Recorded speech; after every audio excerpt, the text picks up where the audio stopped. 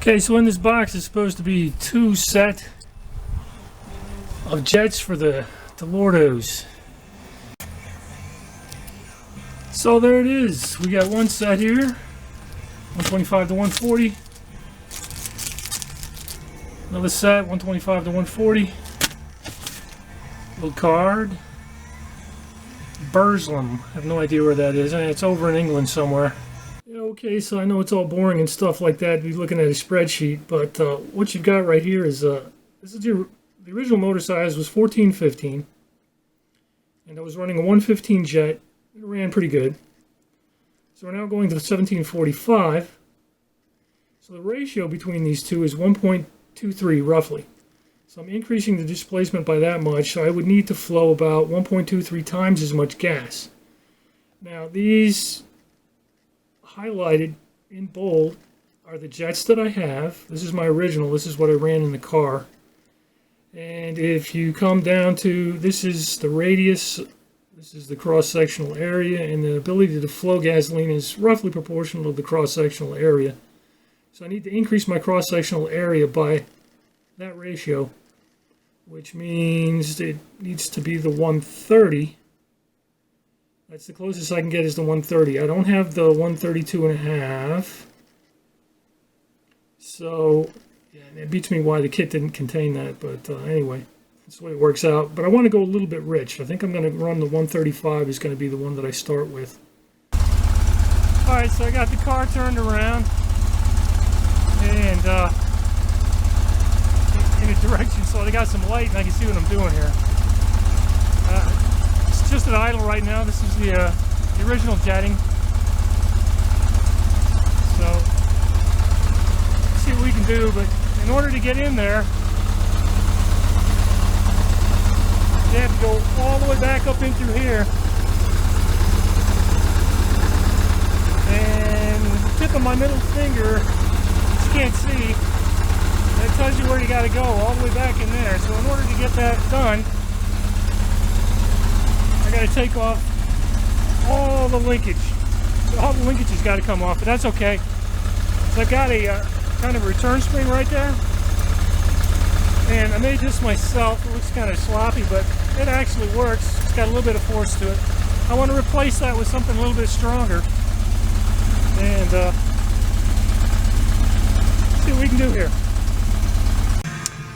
So there we go, linkage off. And all that junk sitting over there. Crossbar right there. And anyway, the bolt you have to get to is, let's see, right back. Let's see if I can feel it. There it is. It's right at the tip of my finger. You won't be able to see it, but it's down there right off the end of that finger right there. And no way to get there unless you take that stuff off. But anyway, we're going to go with the one, what did I say, 135 earlier? Okay, it's not too terribly hot today. Light's still kind of rough, but anyway. I already did this one. We'll see if I can't film a little bit of this. Alright, so anyway, I got the wrench on back there.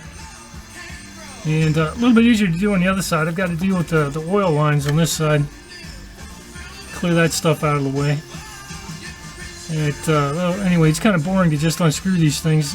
When you unscrew it, all the gasoline in that, all the gasoline down in here is going to come flowing out.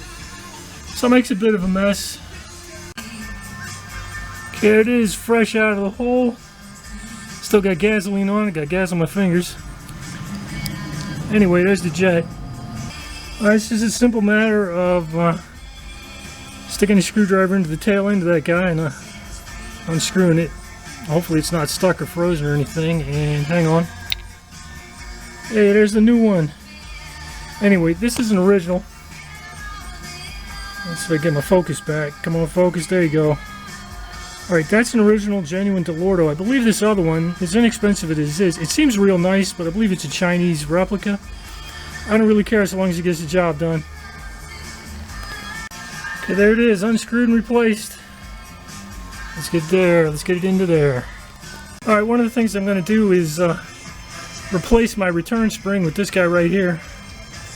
This is homemade. I'm just kind of experimenting right now. I'm gonna probably do a full video on these return springs, the materials and how effective they are at some point in the future.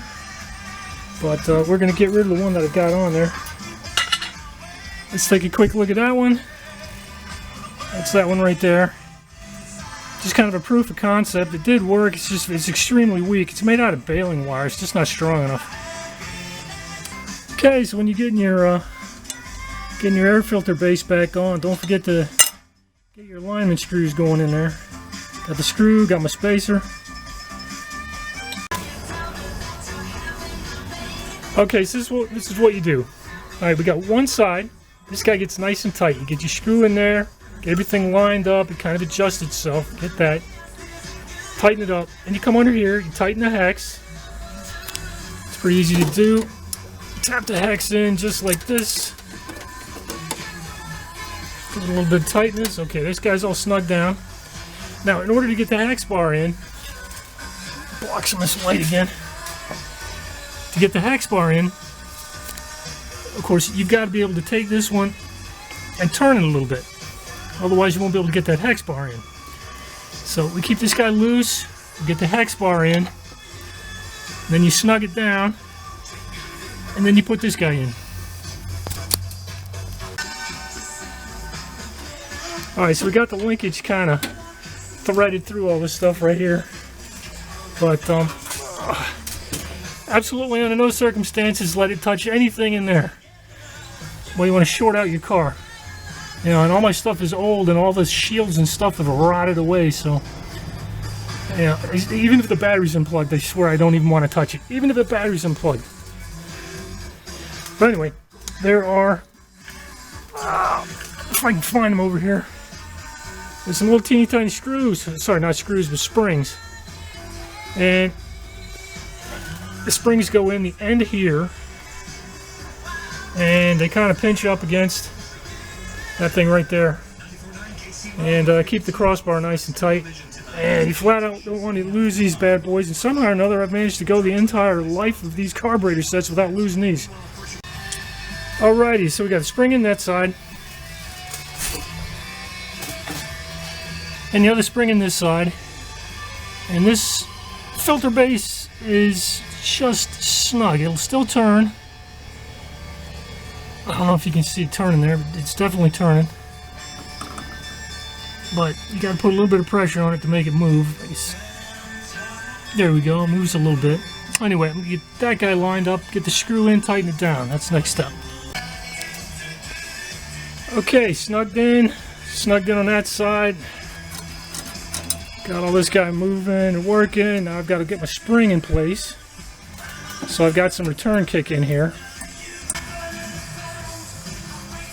Okay, we've got a couple bends in it so it links into the arm there. And as you can see, it just snaps it right back.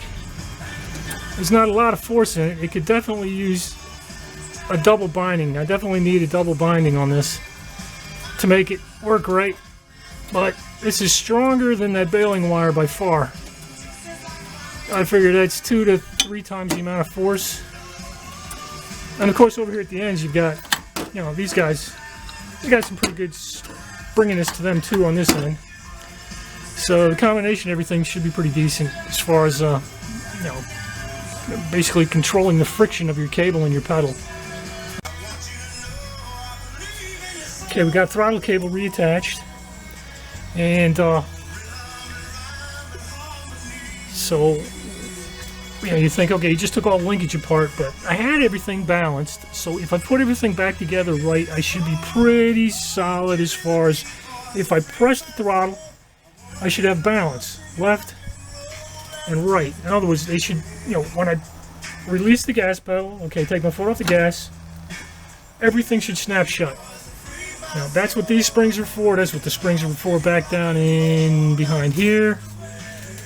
And the springs that are back there, they actually sit on the far end, but there's springs down in here that turn everything. So, what I do is press, which opens everything up. This guy's open, that guy's open. And release it nice and slow so it doesn't slap shut. And when I get done, It should be shut. If I twist this, there should be the gap right there. That gap should be closed. If I got everything set. This guy was not closed. That guy was closed. So I believe I've got a mild imbalance, but it's not terrible. Let's do a quick close. All right, here's a quick close. All right, that's totally closed. All right, that's totally closed. I'll do another slow one, see what the right side looks like. All right, slow close. Let's see if this guy's open. Ooh, that guy was slightly open. Yeah, you see that comes down to this spring right here. This spring just needs to be more powerful. And like I say, I think if I got 2 of these guys in place, it'll shut it off. All right, let's do the first crank up on those new jets. Hopefully this works. Hopefully I still got some gas in the tank. I think I do. Let's give it a go. How's the gas pedal feel? A little bit better. Now remember, the gas bowls were totally empty.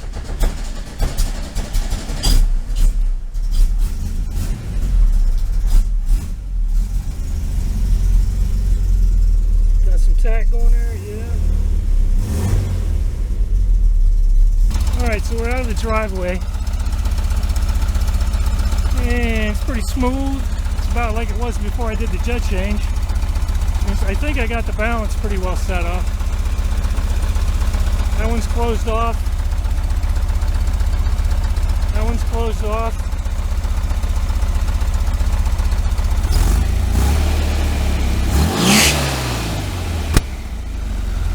I don't know about the backfire. Not sure what that means.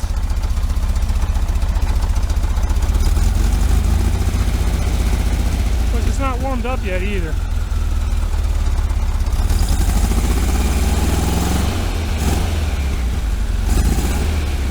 That one seems to sound a little bit funny.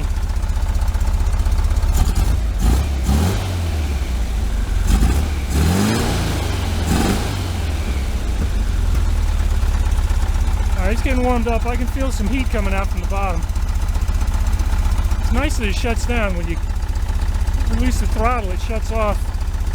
It used to stick open a little bit, and then as it vibrated, it would slowly shut the valves off.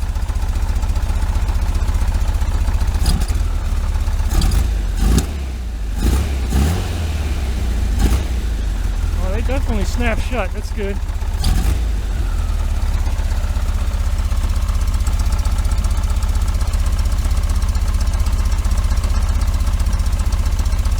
A little around the block here.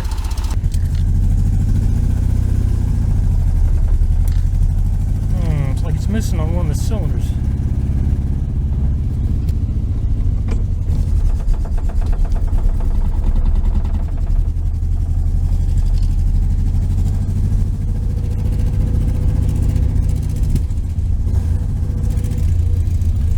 It's idling but missing.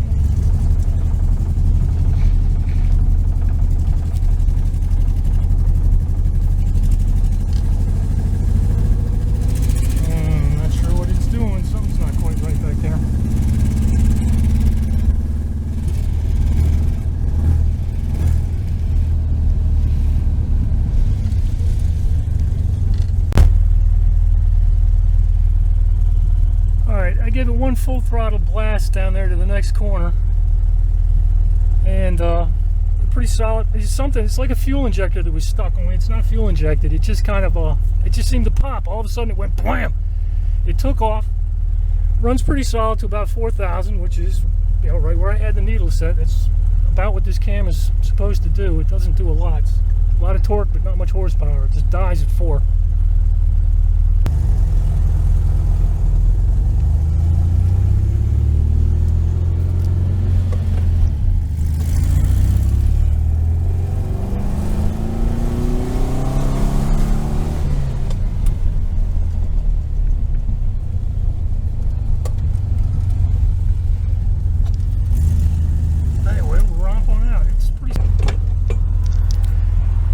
Okay, we are clear that way, and we're clear that way. We've seen it under the tarp a lot. It's good to see you driving. No, the other one's still under the tarp. Oh, This is the one that was in the garage. all right. Yeah. My daughter wants to buy it. Go ahead and bring it over to my house. All right, just got an offer on the car. All right, I think I can do this.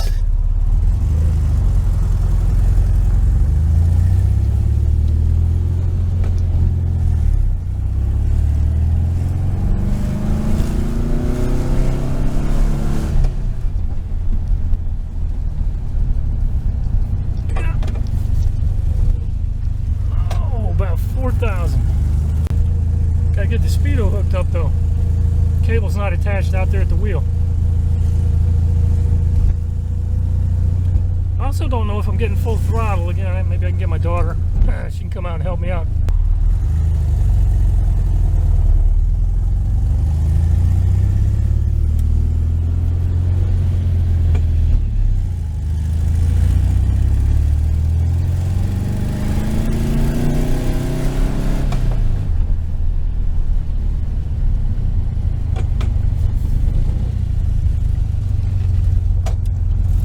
I think it needs a little bit more adjustment. Not quite where it should be, I don't think.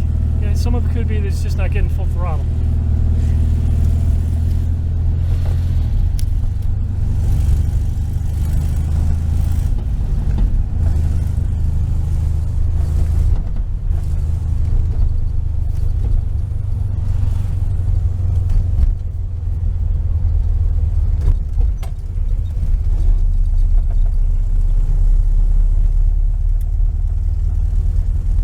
Pretty good down there. There's no knock or ping, despite it's nearly 8.5 to 1 compression. That's a good sign.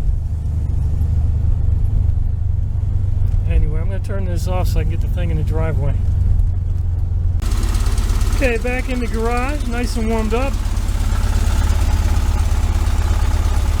Got a little bit of vibration going there. I got to settle the idle down, but it doesn't seem to be popping or backfiring anymore, so maybe that's just an issue with not being warm enough.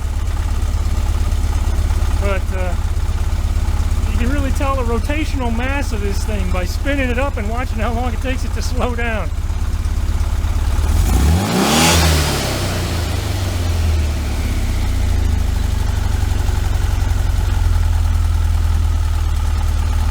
It just takes forever. It's like, you know, it's got this 6-pound here, the 180mm flywheel, the counterweighted crank, just tons of rotational mass.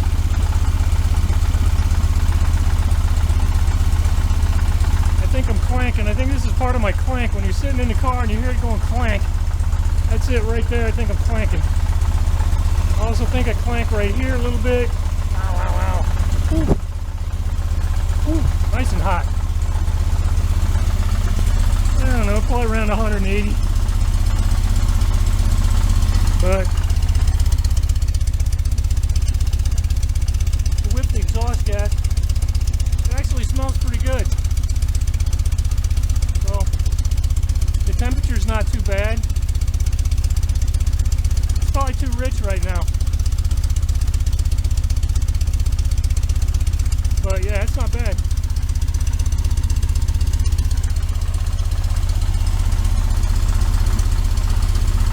Okay, it's good for now.